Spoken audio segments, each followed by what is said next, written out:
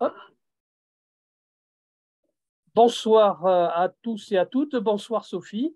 Merci beaucoup d'avoir accepté de participer au pied levé, je dirais, à ce bistrot politique, excusez-moi, d'Espace Marx. Et donc, je te présente. En gros, tu as des responsabilités politiques au Parti communiste. Tu es membre du Conseil national.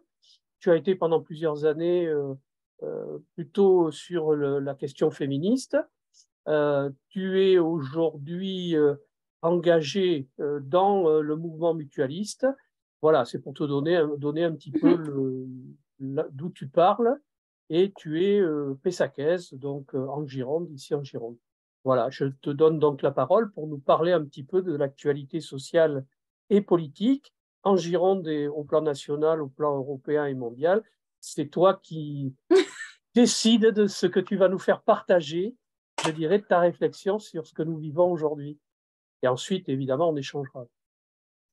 Merci Dominique. Bonsoir à tous. Je suis ravie d'être là, même si l'invitation a été très rapide et furtive, mais je m'adapte et ça fait plaisir d'être là. Alors, beaucoup de l'actualité politique et sociale est dramatique et riche en sujets, hein, c'est pas le problème. Mais par contre, du coup, je pense que ce soir, on pourrait parler de ce qui se passe et qui est révélateur de la politique gouvernementale, et notamment en parlant de la retraite, de la réforme des retraites.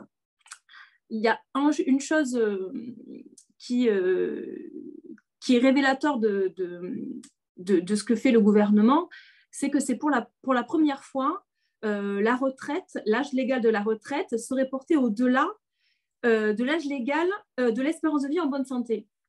Et pour moi, c'est quand même révélateur d'un véritable choix de société que fait Macron et son gouvernement. C'est la continuité de ce qu'il a fait sur la réforme du chômage, c'est la continuité de toutes les réformes et toutes ces propositions qu'il fait. C'est révélateur quand il fait des choix en donnant des aides publiques à des entreprises sans contrepartie. C'est révélateur de beaucoup de choses.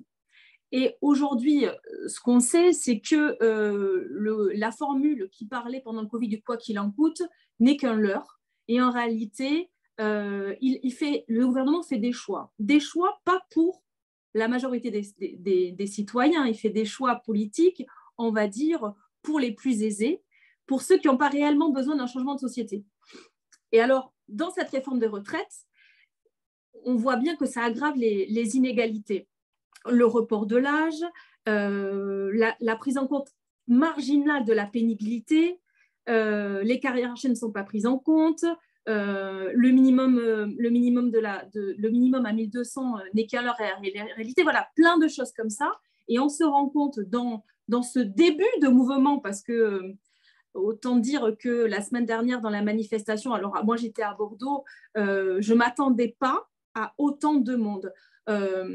Autant de monde, bien sûr, syndiqué, politisé, du mouvement mutualiste, du mouvement social en général, mais il y avait aussi des personnes qui n'ont jamais été dans des mouvements sociaux de cette ampleur, et notamment des mouvements sociaux. Et ça veut dire aussi que c'est révélateur d'une société qui est malade, qui est épuisée.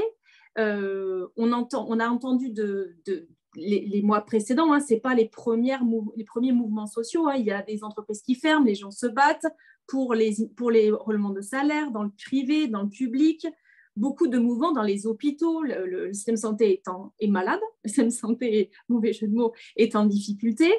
Il y a beaucoup de personnes. Et aujourd'hui, le mouvement contre cette proposition est un mouvement qui rassemble beaucoup.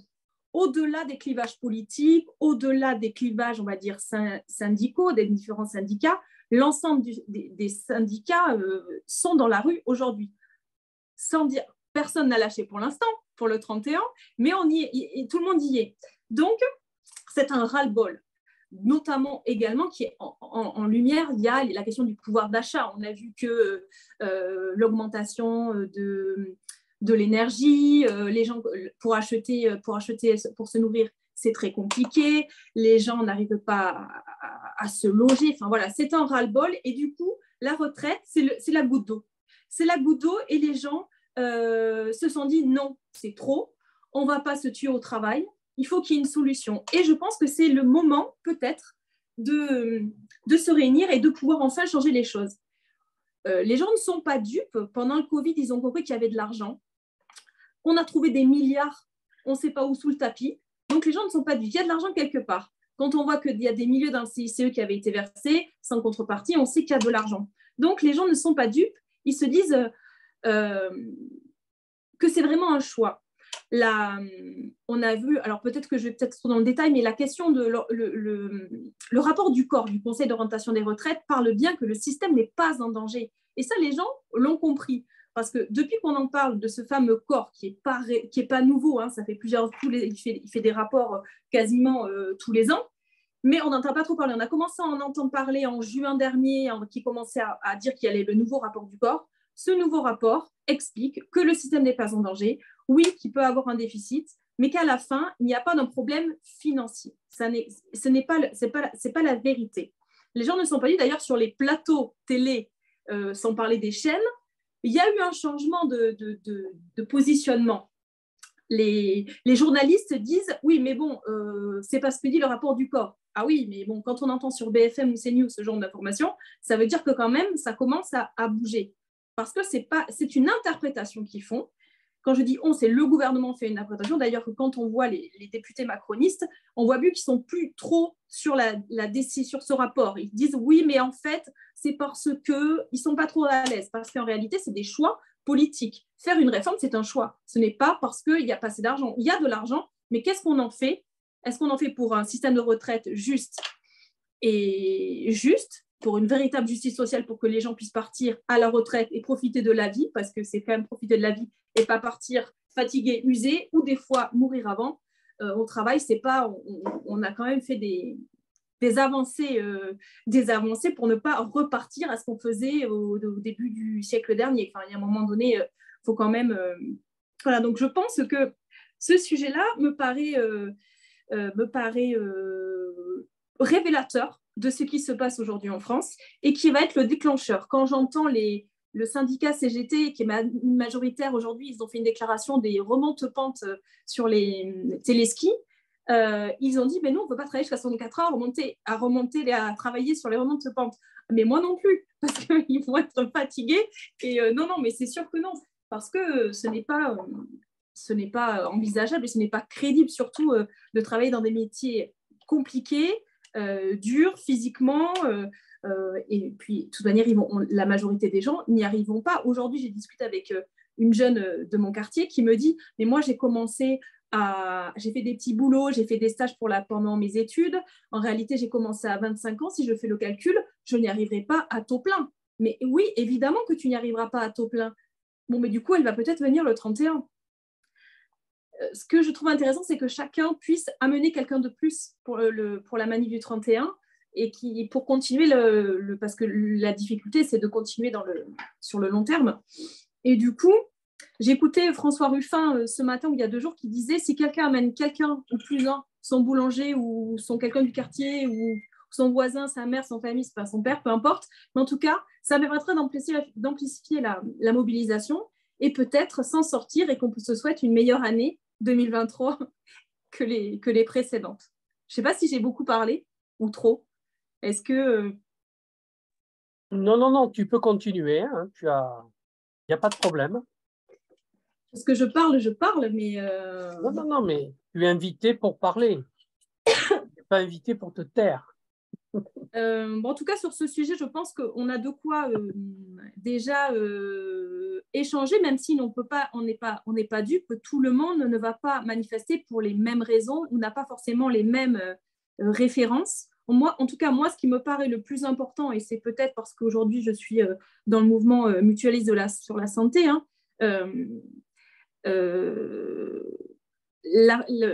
et ça lie un peu ce que je fais aujourd'hui, c'est-à-dire me battre pour un système de santé, en tout cas performant, parce qu'aujourd'hui, notre système de santé est malade.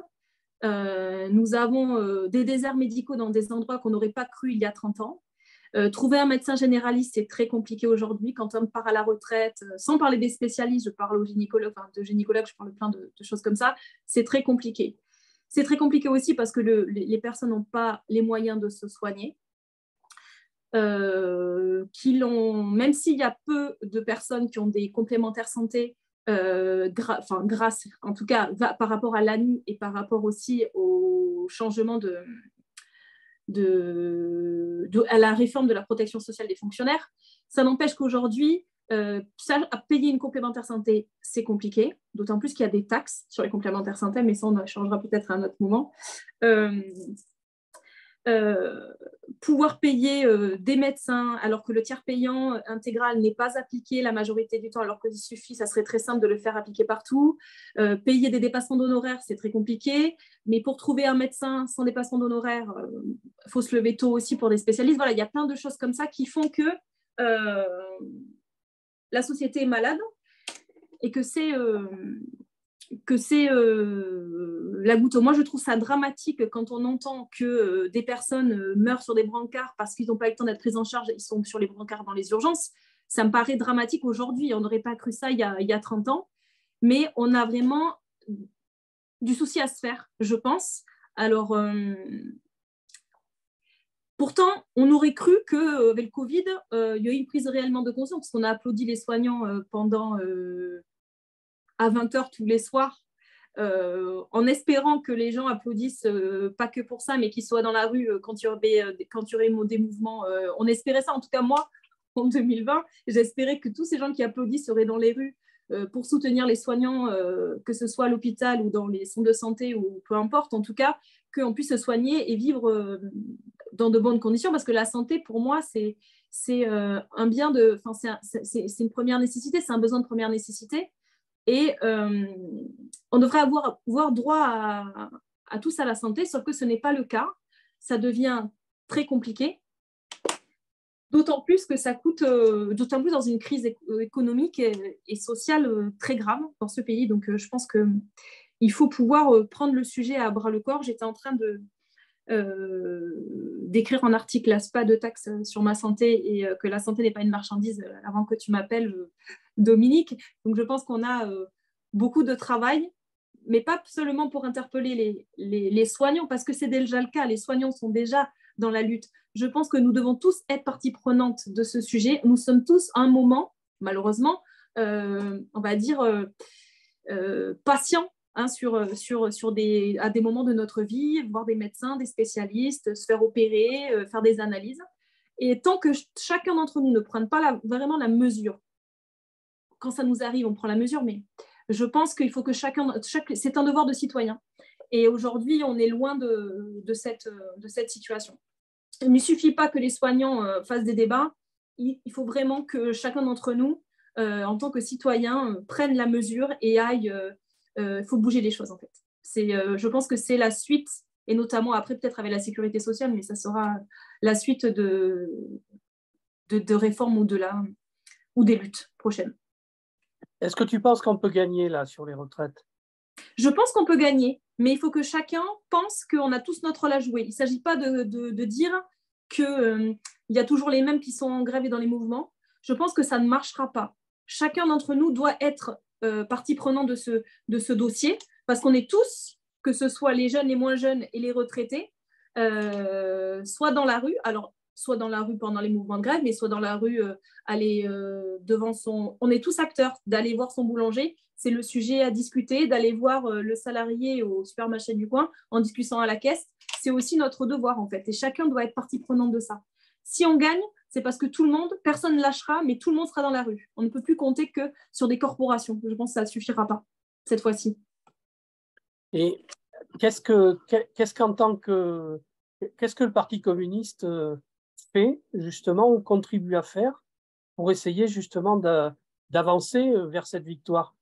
Comment il peut aider comment vous essayez de construire, quelles interventions vous faites, quelles prises de décision politique vous prenez pour aider justement à aller vers une victoire et peut-être de nouveaux conquis, à la fois dans le domaine de la santé, mais de la sécurité sociale, des retraites, etc. Bon, aujourd'hui, on fait... alors, le monde syndical fait son travail, donc les partis politiques font le leur. Aujourd'hui, il est important et nécessaire de faire de faire alliance. En tout cas, dans le mouvement sur les retraites, par exemple, il y a beaucoup d'interventions devant les entreprises, en tout cas du Parti communiste, hein, avec, il y a un tract, il existe sur les retraites avec la proposition à 60 ans, la retraite à 60 ans et 37 ans et demi de cotisation. Et ça, c'est quelque chose qui doit se faire partout. Aujourd'hui, il existe des débats, en tout cas des initiatives qu'on appelle de la NUPES, NUPES ou NUPS, avec l'ensemble des forces de gauche composant la NUPES, notamment la semaine prochaine, cette semaine à jeudi, il y aura un débat sur les retraites à ce sujet-là, qui permet aussi d'aller au-delà et à côté et dans le mouvement des syndicats et des mobilisations qui vont se faire notamment le 31, parce qu'il n'y a pas que le 31 qu'il faut se battre contre la réforme. C'est tous les jours qu'il faut se battre contre la réforme en tant que communiste, en tant que citoyen, en tant que syndiqué, dans notre monde, dans chaque sphère, en fait. Et ça, c'est tout le temps. Question, qu'est-ce qu'on peut faire aussi pour favoriser, je dirais, la mise en mouvement des gens qui nous entourent? Parce que, alors, il y a effectivement, j'ai vu à l'université hier, lors d'une réunion syndicale, la question, elle vient naturellement. Plus de 50% des salariés à l'université gagnent autour du SMIC. Oui. Donc, beaucoup de gens sont confrontés aujourd'hui à des revenus insuffisants pour boucler la fin de mois. Donc, leur demander de sacrifier une journée de salaire pour maintenir leur droit à la retraite est quelque chose d'un peu compliqué. Mais par contre, on peut peut-être imaginer parce que les fonctionnaires sont pénalisés dans leur capacité d'action, hein, il faut le savoir. L'amendement Lamassoure, une loi qui a été votée malheureusement il y a déjà plus de 20 ans, fait que lorsqu'on dépose un préavis de grève d'1 heure, eh bien, on est pénalisé par une journée un 30e, une journée de salaire qui tombe. Donc, on ne peut pas faire, je dirais, des grèves on fait dans le privé. Comme on fait dans le privé, comme on fait les salariés de Sanofi, hein, qui ont tenu 3 semaines en tournant, c'est-à-dire en faisant en sorte que ce n'est pas toujours les mêmes qui sont pénalisés, en mettant en place des caisses de solidarité pour les grévistes, etc.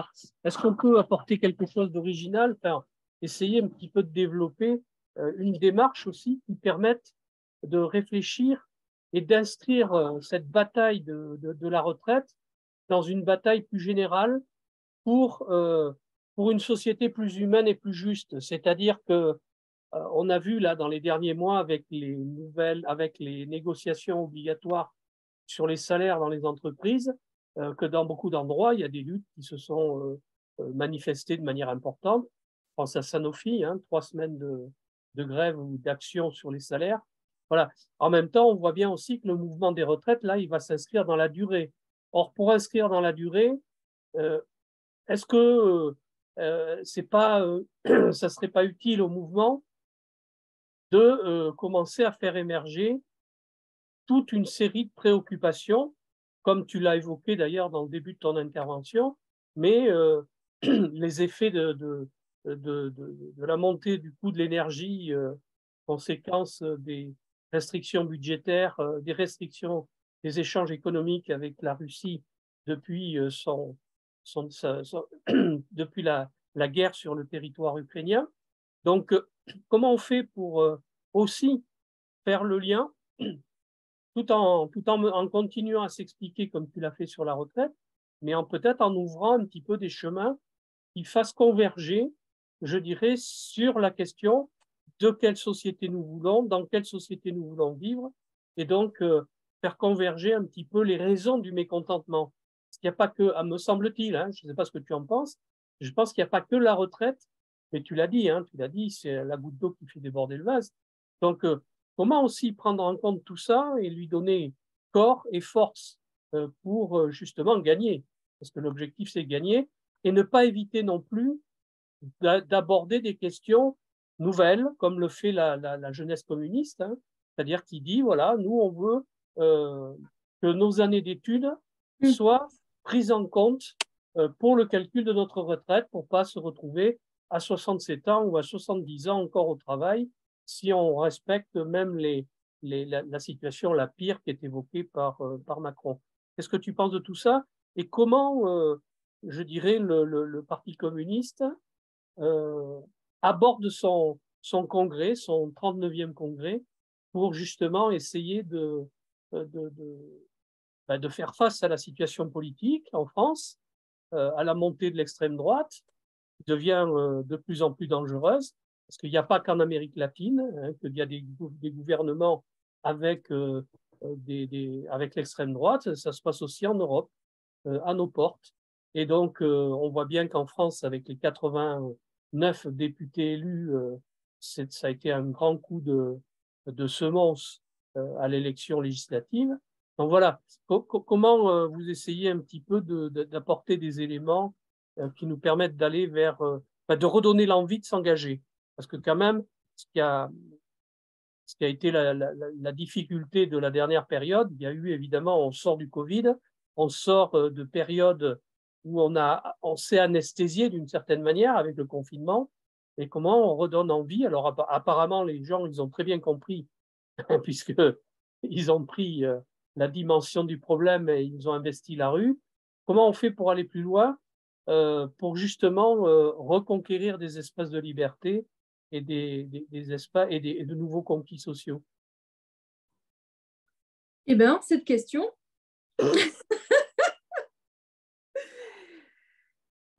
oui, juste comme ça pour essayer de répondre au fur et à mesure, c'est formidable la proposition que fait la jeunesse et de demander à ce que les années d'études soient prises en compte dans la validation des trimestres, hein, pour la retraite, parce que c'est quand même une des façons on pourrait faire acquérir de nouveaux droits. Et gagner des nouveaux droits aujourd'hui, c'est très compliqué. Très compliqué. Moi, j'ai l'impression que j'ai rien gagné. Alors moi, j'ai 42 ans. J'ai rien gagné de nouveaux droits. J'ai évité d'en perdre. Moi, ma première victoire, on va dire, c'était contre le CPE.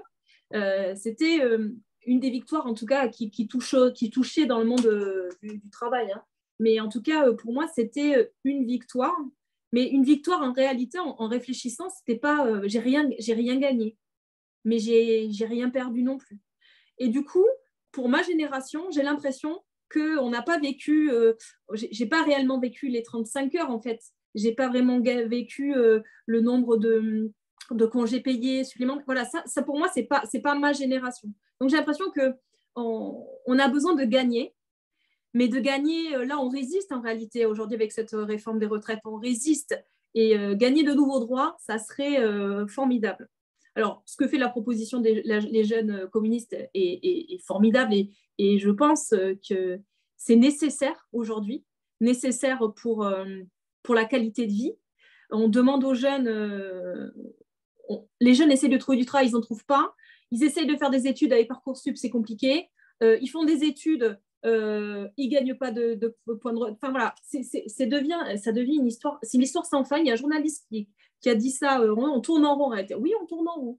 On demande de travailler plus tard, de faire des études, et en réalité, on nous demande de travailler plus longtemps et d'avoir plus d'années de cotisation. C'est l'histoire sans fin, on n'y arrivera jamais. Et c'est aussi ce qu'ont les jeunes. Je discutais avec des collègues de l'université la semaine dernière qui me disaient non, mais cette fois-ci, on y va, quoi. J'ai moins de 30 ans, je ne comprends pas. Ah ben oui, cette fois-ci, on y va. Oui, cette fois-ci, il faut y aller parce qu'on ne peut plus accepter de perdre. Je pense que la notion de ce que tu disais d'acquis, les loin, en tout cas, on essaie de ne plus perdre. On ne veut plus perdre. Et c'est vrai, c'est la goutte d'eau, ce genre cette réforme. Tu m'as demandé comment rallier tous les sujets de société qui font que la société va mal, que ce soit sur le pouvoir d'achat, les salaires, les services publics, tout ça, je pense que nous avons, c'est vraiment, vraiment, j'insiste parce que je pense que chacun d'entre nous doit être partie prenante, ne doit pas attendre que ce soit les syndicats, les partis politiques, nos députés, peut-être qu'il faut qu'il y ait une vraiment prise de conscience collective. Et oui, il n'est pas facile pour tout le monde de pouvoir faire grève, mais ça ne peut pas toujours être les mêmes qui font grève. Alors peut-être qu'il faut à un moment donné manifester de manière différente, qu'il faut... oui, dans le public, c'est compliqué parce que la journée est enlevée d'un coup, alors que dans d'autres endroits, c'est qu'une heure, on peut faire des heures. D'ailleurs, il y a beaucoup de collègues dans le public qui font leur pause parce que la manifestation est à midi, donc ils vont sur leur pause déjeuner. C'est aussi pour ça, je pense que cette fois-ci, elle est faite pour ça, pour qu'il y ait un maximum de personnes. Alors pour ceux qui sont loin de Bordeaux, c'est compliqué, mais quand même, il y a beaucoup à Bordeaux en tout cas, et par l'université parce que j'ai travaillé à l'université, mais je veux dire, il y a pas mal de collègues qui y vont, et il y a beaucoup de services publics en plein centre de Bordeaux, et ça n'empêche pas que certains descendent de ces tours pour pouvoir aller manifester, en tout cas être au moment donné dans le passage de la manifestation, parce que aussi on représente chacun une voix. Et de voir monsieur machin qui est au service machin et madame qui en fait, ah oui mais je la connais, celle qui m'apporte le courrier ou je ne sais quoi, voilà, ça c'est des figures, on représente chacun quelqu'un pour quelqu'un d'autre, et du coup ça pour moi c'est très important. Tu m'as posé d'autres questions.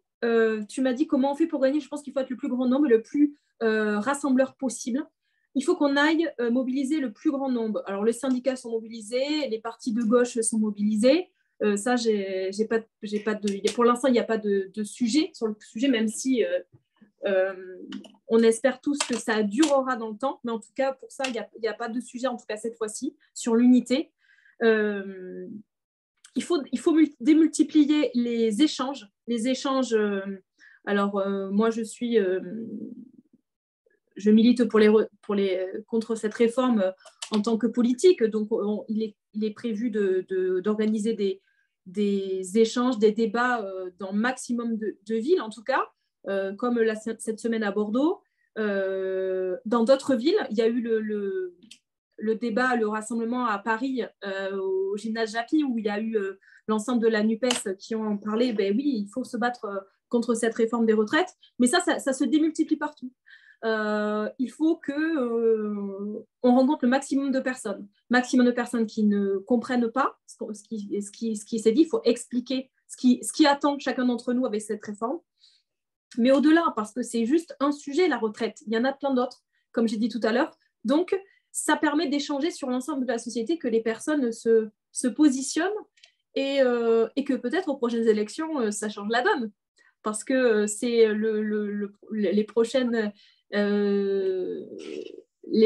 élections, je crois que c'est les municipales, ou peut-être je pense que c'est les municipales. Il faut aussi qu'à la fin, les choix de société qui sont faits par ce gouvernement, en tout cas qui ne sont pas les miennes, donc je me bats contre celle-là, mais il faut que ça soit aussi des choix politiques à la fin, parce que ça se passe dans les urnes à la fin, dans notre société. Et du coup, il faut qu'à la fin, que les gens choisissent le bon côté, en tout cas, qu'ils estiment juste dans leur choix de société propre, pour pouvoir changer les choses.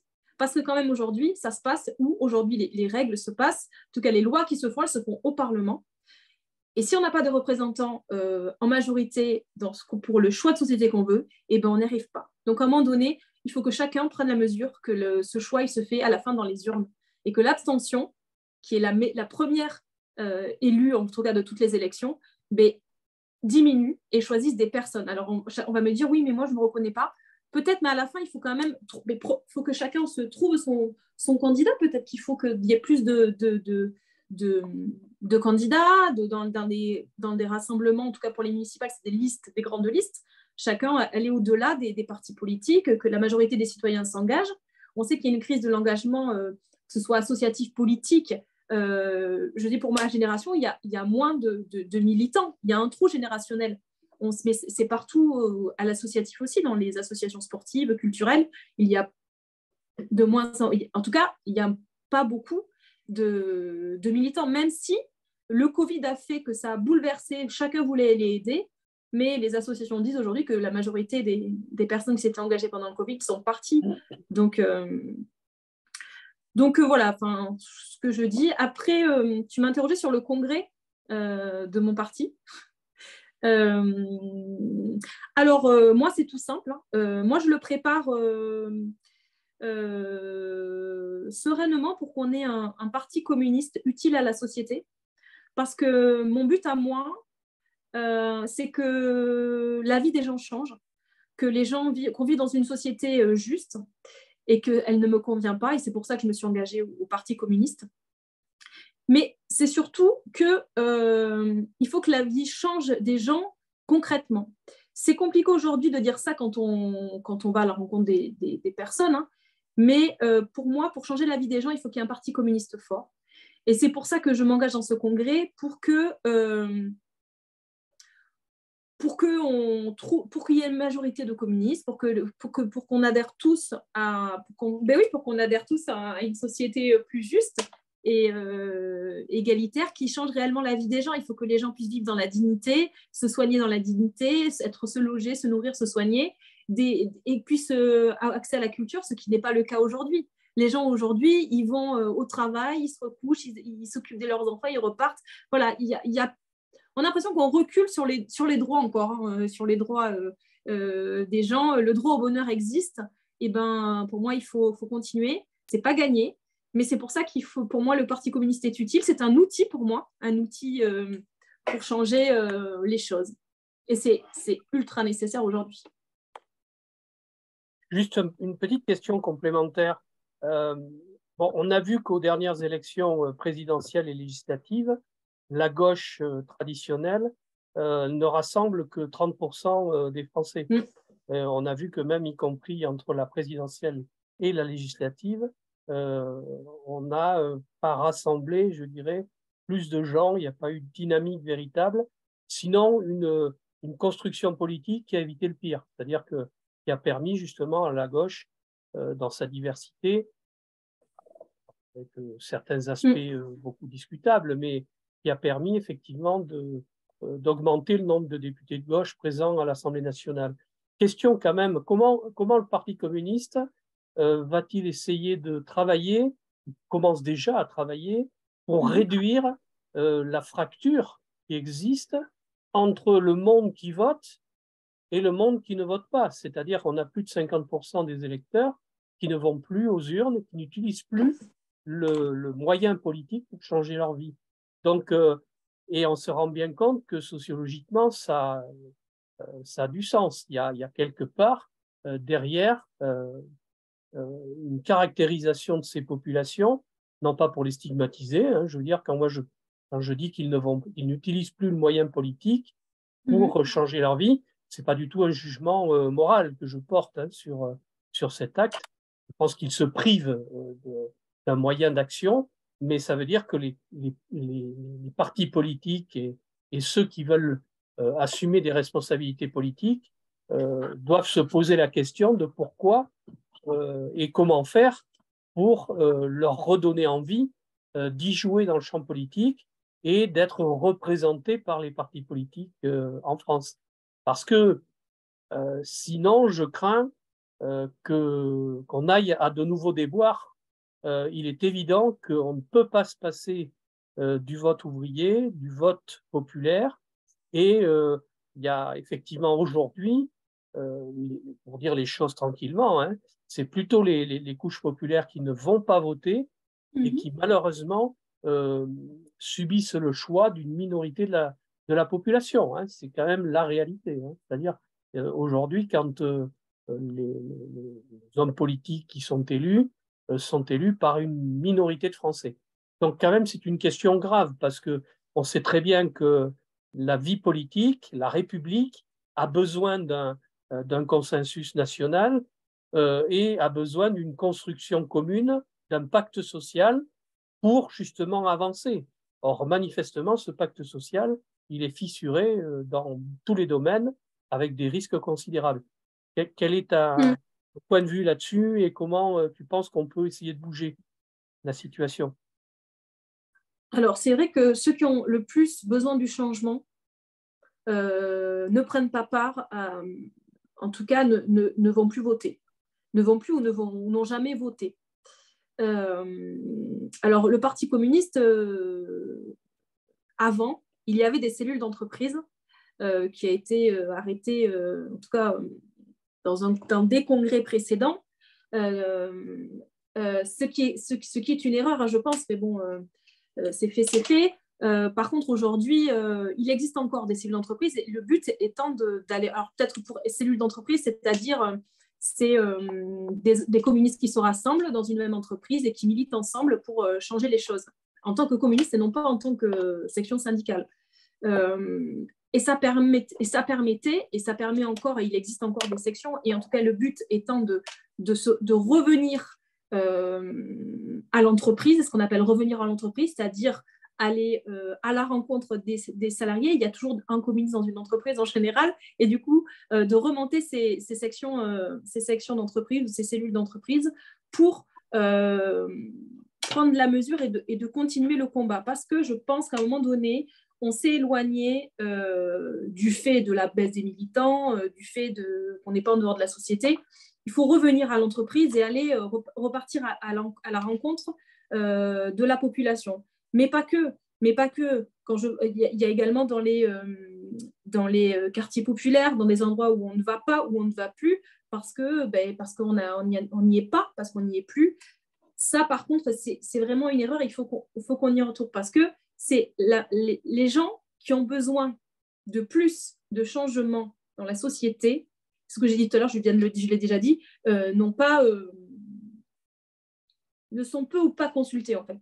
Et ça, c'est plus possible parce qu'on ne pourra pas se permettre, et tu l'as dit, hein, on ne pourra pas se permettre un Macron-Le Pen la prochaine fois, parce que le Front républicain, il s'est fissuré, mais je pense qu'il ne marchera plus. Pour moi, le grand risque aujourd'hui, c'est l'extrême droite. L'extrême droite parce qu'on la connaît, parce que moi, j'ai pas envie, comme certains disent, on l'a pas testé. Si, désolé, on l'a testé dans le monde et en Europe, donc moi, non, j'ai pas envie de la tester. Elle existe, on l'a déjà testée et c'est un grand danger. Les gens, si on le fait pas maintenant, ça sera trop tard. Au prochain coup, on risque d'avoir un rassemblement national, non seulement, alors, en tant que président, ça pourrait, mais en tout cas, qu'il y ait plus de députés. On sait ce que ça fait les députés Rassemblement national, on connaît leur position, on connaît leur fameuse, soi-disant, justice, qui n'est pas sociale pour moi, hein, qui fait croire, qui fait leurre, parce qu'on ne les entend pas trop aujourd'hui quand même sur la réforme des retraites. Parce que quand les grands discours qu'ils font pour les présidentielles, ils savent enjoliver quand on voit leur tract, soi-disant, on a eu le débat, moi j'ai eu le débat hein, avec des voisins et des collègues sur oui, mais si on voit c'est pas trop, on voit pas trop la différence. Mais si, regardez leur profession de foi, regardez bien dans les lignes ce qui est écrit. Ils n'ont pas du tout le même c'est pas une histoire de ni droite ni gauche. Il faut vraiment décortiquer pour montrer le danger de l'extrême droite. Et si on veut combattre ça, il faut qu'on aille voir tout le monde. Et tout le monde, c'est d'aller retourner voir les salariés. Attention, le monde du travail a changé. On n'est plus les gens. Ça aussi, il faut en prendre compte. Il y a l'ubérisation. Ils ne sont plus forcément dans des entreprises. Quand on voit les livreurs à vélo ou les livreurs en mobilette, comment on discute avec eux? Alors, c'est compliqué. Bon, il suffit d'aller devant un restaurant et de les voir, d'aller discuter avec eux, mais ce n'est plus l'entreprise au sens où on allait distribuer devant les entreprises. Cela, c'est facile, on y va. Par contre, il y a tout un pan de la population où on ne va pas, où on ne sait pas. Il faut qu'on apprenne aussi que la société a changé, que les jeunes, ils ne veulent pas forcément de CDI, ils veulent des CDD parce qu'ils se sentent plus libres. Alors, pour moi, c'est complètement compliqué et je n'ai pas 100 ans, mais il faut que je m'adapte pour comprendre ce phénomène. Les jeunes, ils ne veulent pas ça. Les jeunes, ils veulent un travail qui leur ressemble. Voilà, il faut qu'on apprenne aussi à aller trouver l'ensemble de la population et ce n'est pas forcément où on croyait qu'elles étaient. Eh bien oui, il faut aller discuter différemment. S'il faut faire des webinaires pour pouvoir échanger avec les jeunes, ou des groupes WhatsApp ou des Telegram, peut-être qu'il faut changer aussi notre façon de militer. Peut-être qu'on est aussi à l'aube d'un changement aussi profond de comment on doit militer à l'entreprise, mais comment on doit militer avec l'ensemble de la population, et notamment pour les faire venir dans les partis politiques ou syndicaux ou associatifs, et ben peut-être qu'il faut changer aussi notre façon de faire. Pour qu'on ait, par exemple, pour l'égalité homme-femme, on n'a pas assez de femmes, en tout cas, la parité, elle n'y est pas. C'est compliqué aujourd'hui, dans les postes à responsabilité, dans les associations, dans les partis politiques, d'avoir des femmes. Mais pourquoi? Posons-nous la bonne question. Est-ce qu'on a fait la place aux femmes? Pour avoir la place aux femmes, et bien en général, s'il y a un couple qui milite, et bien en réalité, c'est l'homme qui reste parce que la femme, et bien dans sa tête, dans la condition, et bien elle va garder les enfants. Mais non, trouvons des solutions pour que si les enfants puissent venir en réunion, qu'on ait un monde de garde. On avait, nous, au dernier congrès du parti, acté ça, que ben oui, il faut qu'il y ait une façon de faire, il faut qu'on change. Par exemple, ne pas faire forcément le soir à 10h30, peut-être qu'il faut faire des week-ends, peut-être qu'il faut trouver des solutions. Il faut qu'on s'adapte aussi à notre mode de faire qui est des fois décalé de la société aujourd'hui. Et faire des webinaires, on l'a gagné grâce au Covid. C'est pas forcément grâce aux décisions qu'on avait prises de congrès ou de syndicalisme ou quoi que ce soit. C'est de fait, on s'est adapté parce qu'on avait besoin de communiquer. Pendant le Covid, on a pu échanger, on a pu faire des débats, mais on s'est adapté parce qu'on n'avait pas d'autre choix. Et moi, je pense que c'est une bonne chose. Les réunions, par exemple, les réunions hybrides, moi, j'essaye de faire des réunions physiques. Je fais toujours la réunion physique, mais j'ouvre la possibilité de faire des hybrides, en tout cas avec des webinaires, parce que pour des raisons, pas forcément de santé, hein, mais ça peut être des raisons de mode de garde, des trajets loin, des difficultés de se déplacer. Oui, ça peut être des conditions physiques de santé, mais ça peut être tout un tas de choses. Et ça ne nous regarde pas, hein, mais on laisse la possibilité de pouvoir faire ça. Et ça, je pense qu'on doit s'adapter aussi à ce genre de choses. Tout est lié. Mais si on s'adapte et si on s'écoute, on peut peut-être changer la société. Nadine, est-ce que tu souhaites intervenir, donner un avis sur ce que tu as entendu, voire poser une question? Remets ton micro, Nadine. Hein.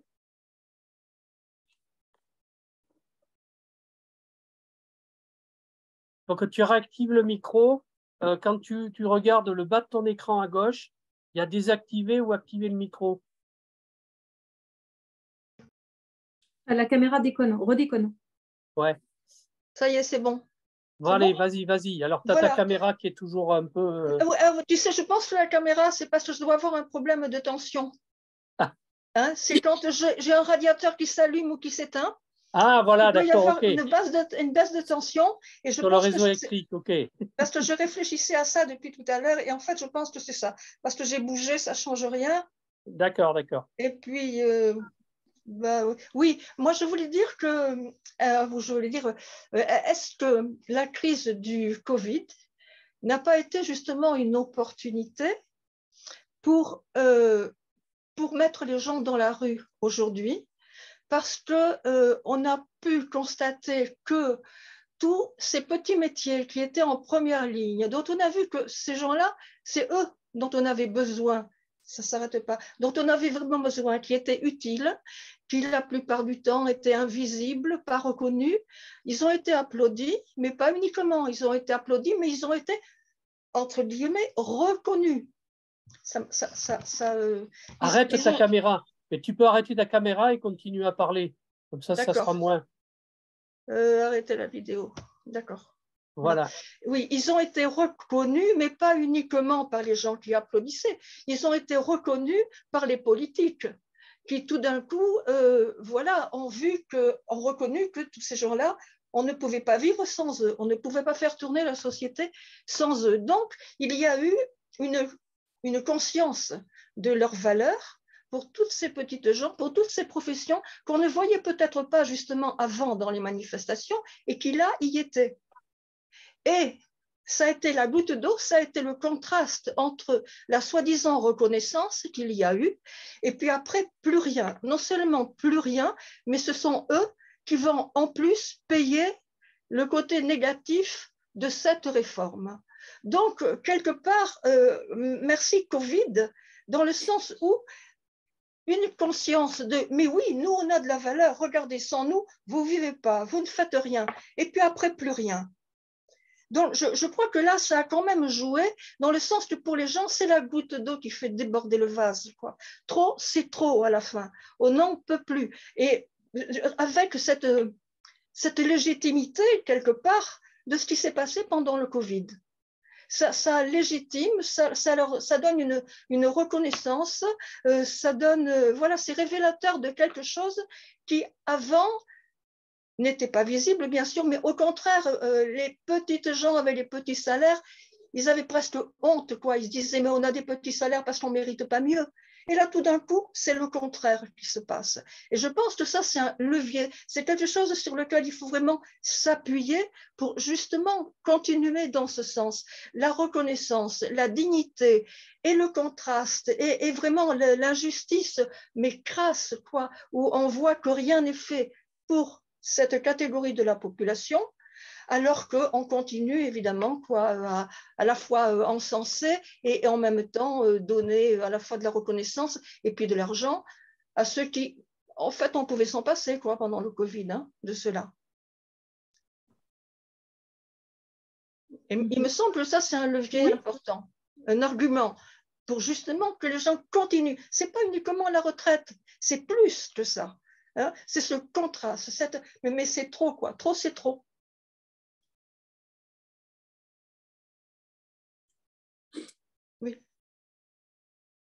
Oui. Oui, j'ai fini.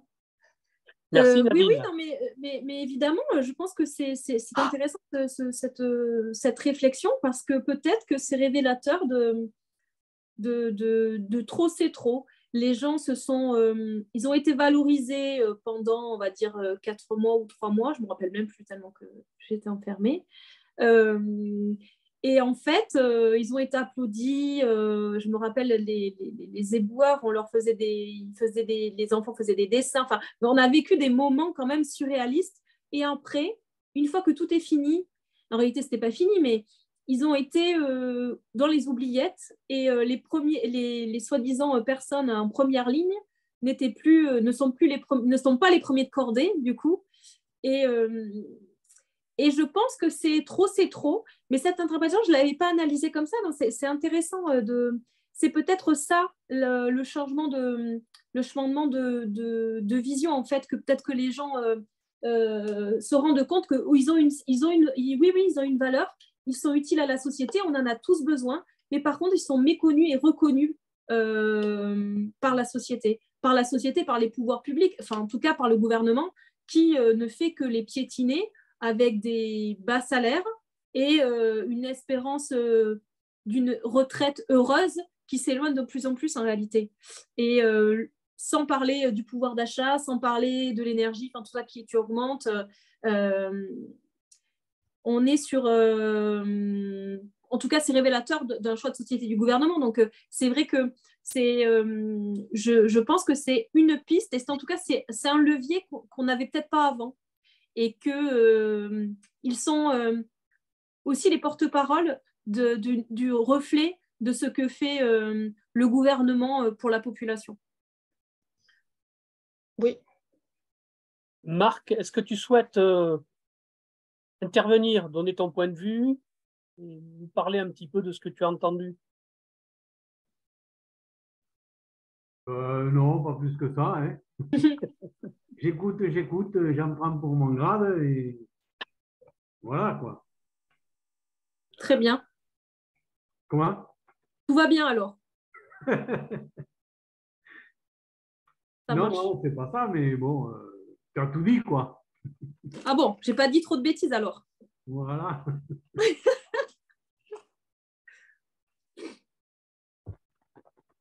En tout cas, tout reste à faire. Il faut continuer. Voilà. Il y a aussi... Vas-y Nadine, tu souhaitais intervenir. Oui, je dis, il y a aussi quand même la question des limites. La question des limites de ce qu'on peut avoir, de ce qu'on peut faire, qui n'est jamais suffisamment, pas du tout d'ailleurs, abordé et puis travaillé, en particulier dans le domaine psy, justement, où il y a quand même quelques notions, quelques hypothèses qui vont à l'encontre, en fait, qui en tout cas ne posent absolument pas la question.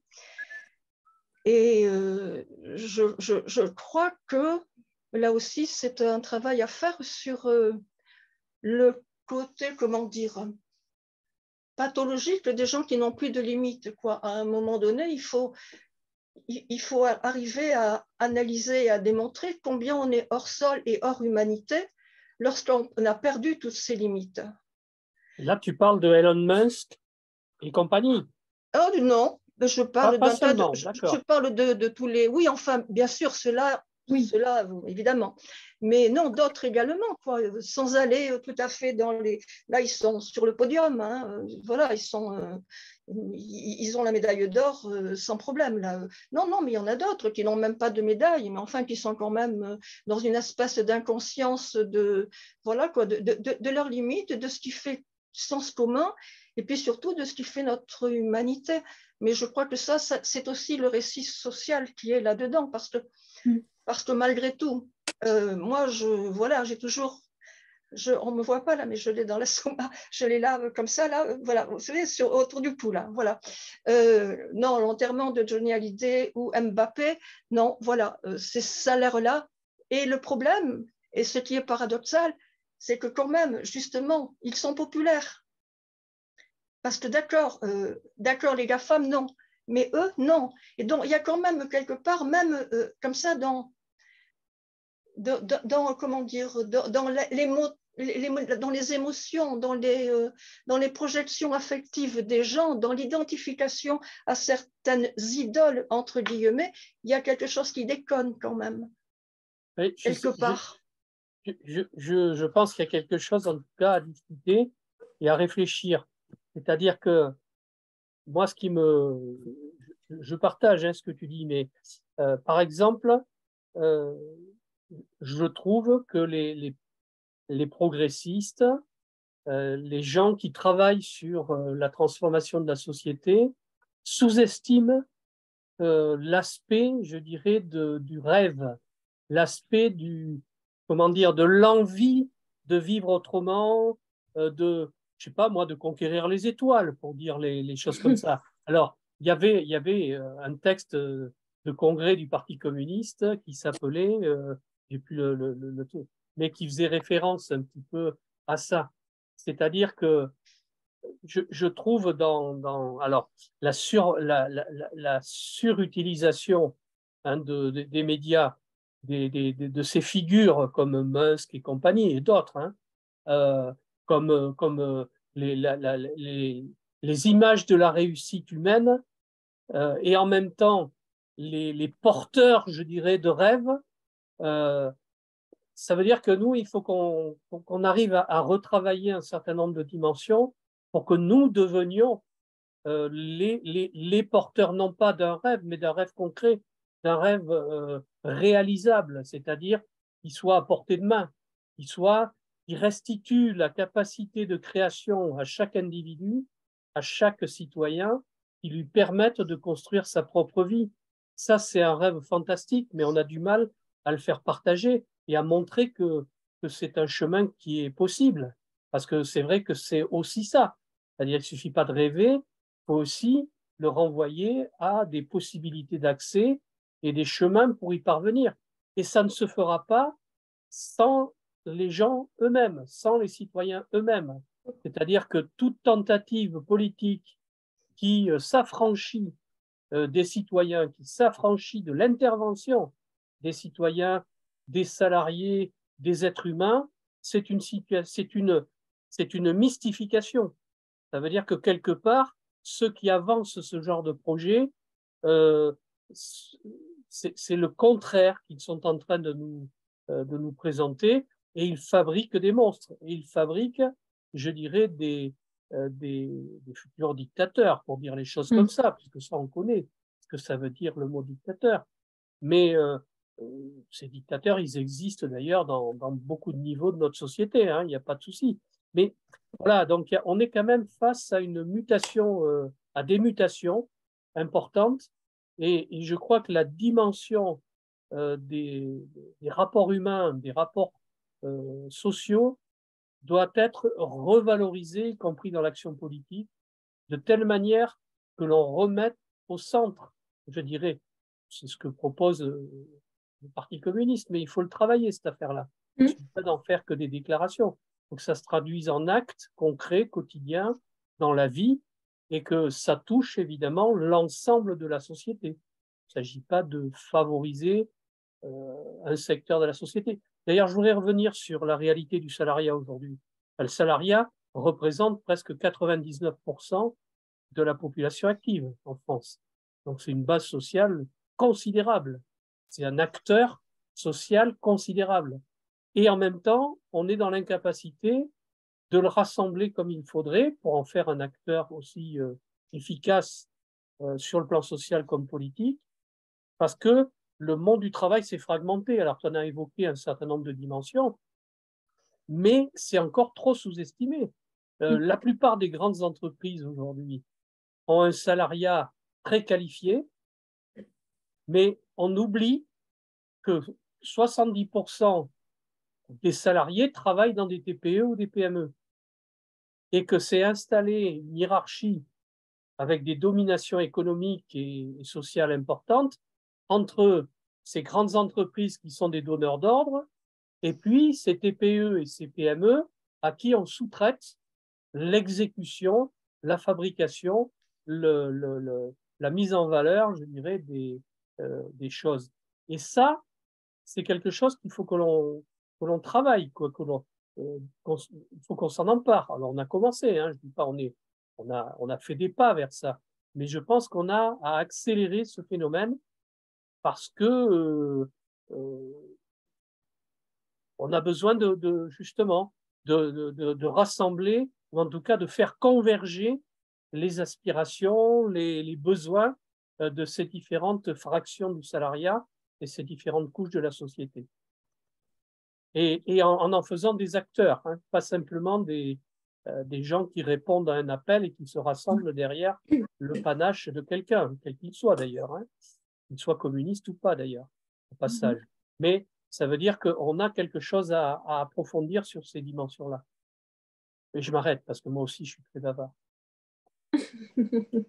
Accroche ton rêve à une étoile et approche-t'en le plus possible. Tu vois, absolument. Je ne sais pas qui disait ça, mais alors justement, dans une société qui a perdu le sens de ce qu'elle est, la nature a horreur du vide, et donc les gens, ils s'accrochent à ce qu'ils peuvent. Je veux dire, je ne suis pas du tout en train de critiquer les gens qui applaudissaient devant pour l'enterrement de Johnny Hallyday, par exemple, le pauvre, mais enfin bon, c'était tellement énorme, une société qui fait tout ça mais c'est pas possible, quoi, c'est pas possible. Bon, et Mbappé, pardon, moi je suis pas foot, hein, je sais bien que tu l'es et qu'il y a un tas de gens qui le sont, mais là aussi c'est énorme quand même. Je veux dire, c'est énorme, mais je critique pas du tout les gens qui sont là-dedans. Je veux dire que moi, par exemple, quand ça va pas, mais j'écoute, je regarde des trucs merdiques à la télévision qui sont bêtes, je comprends tout à fait le processus qui fait qu'on a besoin ouf de se détendre et qu'on n'a pas toujours l'énergie, une fois qu'on est fatigué, de travailler, de faire un travail, de faire un effort pour justement réfléchir. Je veux dire, la réflexion, ça tombe pas du ciel, c'est pas comme ça, quoi. Et donc, c'est pas du tout une critique pour les gens qui sont avec entre guillemets, ces idoles-là. C'est pas ça du tout. Mais c'est quand même, il y a quand même, je veux dire que on parle de populisme, mais Macron, là, dans ses trucs, c'est le plus grand populiste. C'est quand même lui qui a fait cette espèce d'enterrement merdique, pas possible. C'est lui qui était complètement hystérique. Je l'ai vu quand même, parce que qui ne l'a pas vu au Qatar, là. Mais voilà, quoi. Donc, il y a quand même, c'est tout un ensemble. Et il y a tout un récit également qui pousse les gens dans ce sens. Alors, c'est un récit, c'est hein, c'est pas forcément personnalisable, mais en tout cas, il y a tout un ensemble qui fait que Ben, c'est pas possible, quoi. Réfléchir, c'est difficile de réfléchir. Il y a des choses où on a besoin d'être anesthésié quelque part. Donc, bon, voilà, quoi. C'est pas, mais je ne les sais pas pour critiquer hein, les admirateurs de l'un et de l'autre, hein, pas du tout. Hein. Mais c'est quand même dire que si jamais un jour, dans quelques siècles, non, il n'y aura personne dans quelques siècles, dans quelques décennies, on regarde ce qui se passait, quelles étaient nos idoles, quand même, quoi. Quelle misère, quelle misère. Bon, c'est pas rigolo, ça, ce que je dis. mais enfin, il y a ça aussi à prendre en considération, quoi, que c'est pas simple aussi, que voilà. Mais que moi, justement, je trouve là ce que je disais tout à l'heure, hein, sur cette conscience de la valeur des petites gens à un moment donné, qui était une vraie situation, avec une vraie reconnaissance.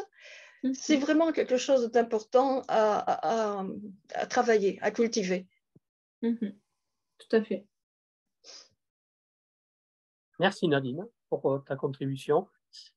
Bien, écoute, est-ce que tu souhaites rajouter quelque chose ou donner ton opinion sur ce que nous venons d'échanger ou tu pourrais nous parler aussi un peu de la situation internationale, encore que malheureusement elle nous frappe tous les jours au travers du petit écran, donc c'est...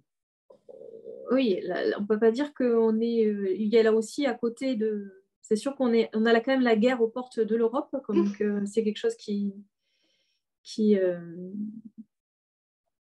l'escalade. Oui, voilà, et on ne voit pas le bout, mais on n'est pas aidé non plus par nos gouvernants aujourd'hui qui vendent des armes de tous les côtés. Ça aussi, c'est un choix de société. Quand on dit qu'on doit sortir de l'OTAN, enfin, je ne vais pas relancer un débat sur d'autres choses, mais il y a quand même des choix de société et d'idéal. On parlait d'idéal tout à l'heure et de rêve. Il y a vraiment quelque chose à faire et un positionnement clair qu'on doit faire. Je dis mais c'est nos gouvernants à un moment donné qui doivent se poser et de dire qu'est-ce qu'ils veulent, parce que c'est quand même des marchands de guerre, tout cela. Et que ce soit du côté des États-Unis, du nôtre, de l'Europe, de l'OTAN, des organisations et du reste du monde. La paix est possible, encore faut-il la vouloir. Avec des marchands d'armes, avec des transactions aussi, tout se vend et tout s'achète. Donc, on parlait tout à l'heure du gaz. Voilà, il y a aussi ce genre de manœuvre. On parle du pétrole. Enfin, voilà, tout ça, c'est pas anodin. Et ça revient toujours au même sujet. C'est que veut-on, quel pays, quelle société voulons-nous pour demain? C'est aussi pour ça que je suis au Parti communiste. Il y a un sujet que moi, je n'ai pas abordé tout à l'heure, c'est parlant du travail. On a oublié de parler, mais aujourd'hui, le télétravail fait que c'est compliqué. Je pense à ça parce que on a beaucoup de collègues qui sont en télétravail 2 jours, mais pour aller les discuter avec eux, c'est de plus en plus compliqué. Et ça aussi, le monde du travail a changé pour ça. Donc ça aussi, il faut qu'on trouve aussi des moyens inédits pour pouvoir les rencontrer et discuter avec eux, parce qu'un tract sur le bureau ou par visio, c'est pas pareil. Ça, on n'y a pas fait. Mais en même temps, je trouve que les organisations syndicales se sont très, très vite adaptées, et y compris nous. Hein, je veux dire, moi, je sais que s'il n'y avait pas eu le Covid, on ne serait pas en train d'avoir cet échange ce soir, même si on n'est pas très nombreux. Mais je sais que cet échange sera regardé et partagé par beaucoup de personnes qu'on est là, quoi. Oui, je ne sais pas si... On a tous fait des progrès. Tout à fait, tout à fait. Très bien. Est-ce que tu souhaites rajouter quelque chose ou on s'arrête là? Ben oui, merci pour cet échange. On reprendra. De toute façon, c'est un rendez-vous mensuel, donc soit avec toi ou avec d'autres, si tu veux. On continuera la réflexion et le travail. Je sais qu'il y a beaucoup de discussions qui sont engagées justement pour la préparation du 39e congrès du Parti communiste, et que donc toute une série j'espère que sortiront de là, d'abord des communistes rassemblés et des communistes efficaces pour contribuer à transformer cette société. Juste une petite interrogation, mais elle vaut ce qu'elle vaut. Je veux dire, j'ai entendu dans les débats, enfin dans certaines discussions, que on remettait en cause la NUPES, etc. Alors moi, je voudrais juste rappeler à titre personnel, la NUPES, c'est d'abord un accord électoral qui a été conclu pour les élections législatives, dans l'éventualité d'une victoire pour la mise en œuvre de ces objectifs politiques. Le problème de cette construction-là, personnellement, elle me gêne beaucoup. Non pas que je sois contre le rassemblement des forces de gauche, bien au contraire, mais la manière dont ça s'est fait m'irrisse énormément parce que justement, elle s'est fait à l'ancienne, tristement à l'ancienne, et que si elle continue dans cette démarche, malheureusement, elle ira à l'échec. C'est-à-dire qu'en clair, on a continué à maltraiter les formations politiques. Un parti s'est instauré dominant, s'appuyant sur des résultats électoraux qui étaient liés à une forme d'élection assez terrible qui s'appelle l'élection présidentielle, qui pousse au vote utile, donc au vote efficace pour certains objectifs politiques qui peuvent être battre Macron, battre le Rassemblement national, battre la droite, ce qu'on voudra, mais qui sont plus qui éliminent, je dirais, l'utilité de l'ensemble des formations politiques engagées pour construire une majorité. Et si en plus on introduit dans le fonctionnement de cette structure, je dirais, une hiérarchisation des forces politiques, on est en train de reproduire ce que moi j'ai subi pendant 50 ans de militantisme, c'est-à-dire un parti socialiste hégémonique imposant aux autres forces politiques systématiquement le vote utile en disant il faut battre la droite, il faut battre l'extrême droite, il faut battre, etc. Et empêchant finalement une réflexion sérieuse sur le rôle des différentes formations politiques. On l'a vu, hein, enfin, moi je suis sur cette réflexion-là. Qu'est-ce qu'on peut faire pour améliorer ce qui a permis de sauver les meubles pour en faire véritablement un outil politique opérationnel et plus large, parce que la gauche et nos objectifs politiques, ça n'est pas que de rassembler le peuple qui se retrouve dans ces formations, c'est évidemment de retrouver une majorité. Et manifestement, il va falloir qu'on travaille différemment pour justement retrouver et construire cette majorité politique, sociale, humaine. C'est, me semble-t-il, le moyen le plus efficace et le plus sûr d'avancer. Et pour ça, il faut établir des relations d'égalité. C'est-à-dire que si on n'établit pas des relations d'égalité et que l'on ne crée pas les conditions pour que chacun puisse compter pour ce qu'il vaut, mais pour lui permettre, je dirais, d'être respecté, tout simplement, parler tout à l'heure de respect, mais c'est valable dans le monde politique comme dans le monde social ou dans le monde de l'entreprise. Si on ne respecte pas les acteurs, les différentes composantes, eh bien, on ira à l'échec, une fois de plus, parce qu'on ne créera pas la possibilité de l'élargissement de l'investissement militant, de l'investissement citoyen, y compris l'élévation, je dirais, des capacités d'action du plus grand nombre. Voilà, enfin, moi, c'est ma réflexion aujourd'hui, je veux dire, elle vaut ce qu'elle vaut, et à titre personnel. Donc, collectivement, on va continuer à essayer de travailler ces questions-là pour qu'elles soient aussi, non pas pour qu'on dépasse les difficultés d'aujourd'hui. Hein. Mon but, c'est pas c'est de dépasser ce qui aujourd'hui nous empêche évidemment d'aller plus loin et nous empêche peut-être de toucher profondément la société française. Parce que sinon, je crains qu'on passe à côté de grands enjeux, enfin de graves problèmes. Donc la question, c'est pas NUPES ou pas, hein, c'est comment cet objet politique on peut en faire quelque chose de beaucoup mieux, de beaucoup mieux, et donc qui soit capable de gagner, parce que c'est pas le tout de faire le rassemblement, surtout si tu stérilises l'action militante d'un certain nombre. Moi, je suis scandalisé par le fait qu'on ait donné 50 circonscriptions aux communistes aux législatives. Je n'ai toujours pas digéré. J'ai même eu des problèmes de digestion là, pendant très longtemps.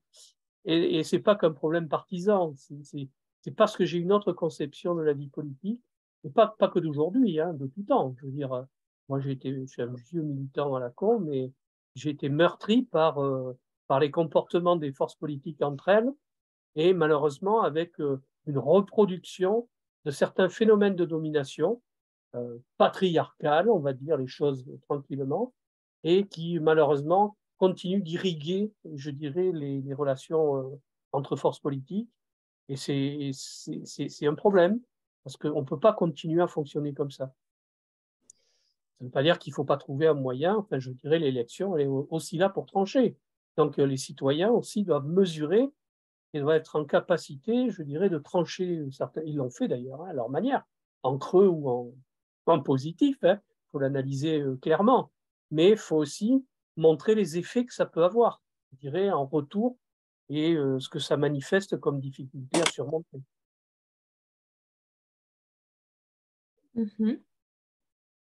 C'est vrai que pour moi, ce qu'on appelle la NUPES est mal née, en fait, est née d'un accord électoral qui a fait les négociations qu'elle a faites, parce que c'est une négociation qui a été faite par le haut avec un moment donné d'urgence. En tout cas, moi, ce qui m'importe aujourd'hui, c'est dans le fonctionnement. Aujourd'hui, moi, ce qui m'importe, c'est qu'on puisse rassembler le plus largement possible pour qu'on puisse faire bouger les lignes. Chaque organisation de la NUPES est en réalité en difficulté pour fonctionner ensemble parce qu'on ne sait pas faire, puisqu'on est mal né au départ. C'est un combat de tous les jours. Il y a des réunions par circonscription dans toute la France. En tout cas, moi, je parle pour la 7e circo de la Gironde, où je participe pour représenter mon parti. C'est pas simple, mais c'est simple pour personne. Et ce qui est important, c'est que ça rassemble au-delà tout de même des organisations, ce qui me plaît bien, parce que c'était le but, mais c'est pas gagné. Il faut continuer.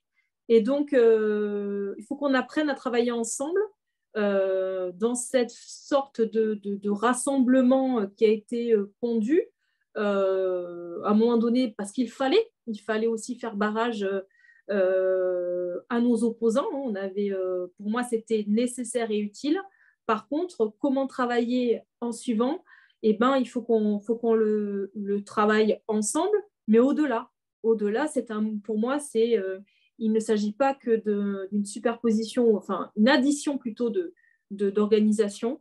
Ça doit être un grand mouvement citoyen, où bien sûr, il y a des citoyens engagés et des organisations politiques, mais aussi associatives, qui représentent les mouvements citoyens. Donc ça, il faut qu'on le travaille ensemble. Moi, je dirais ça. OK. Merci beaucoup. Merci. Merci beaucoup, Merci Sophie, Nadine, Marc. Et pour la fin du mois, je fais le V. Je fais le V avec mes doigts. Ça se voit pas, là ? Absolument. Voilà. On le devine. Tout à fait. Écoutez, merci beaucoup. Voilà, juste pour ça. Ça marche. Ah, mais ça marche là, ça fonctionne. Oui, ça marche, quelquefois. Très bien. Bon, merci, bonne soirée. À très bientôt pour de nouvelles aventures. Oui, au revoir. C'est reparti. À bientôt.